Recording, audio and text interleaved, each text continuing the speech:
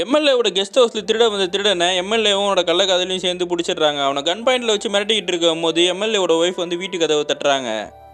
MLA திருடங்கிட்ட சொல்கிறான், நீ என் கள்ளக்காதலிக்கு husband மாதிரி நடி, உனக்கு காசு தரேன்னு சொல்லி நிறைய காசை கொடுக்குறான். உள்ள ஒய்ஃப் வந்ததுக்கப்புறம் என்னென்னமோ பேசி 2 பேரும் சமாளிச்சுட்டு இருக்காங்க.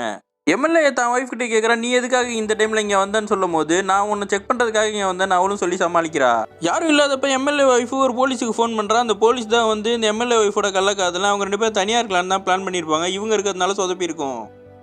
நைட்டு இவங்க 4 பேரும் ஒன்றா உட்காந்து குடிச்சிட்டு தூங்குற சமயத்தில் இந்த திருட மட்டும் தப்பிக்கலான்னு பிளான் பண்ணுறான். கீழே வந்து பார்த்தா எம்எல்ஏ ஒய்ஃப் அந்த போலீஸ் கூட கட்டி பிடிச்சிட்டு நிற்கிறா.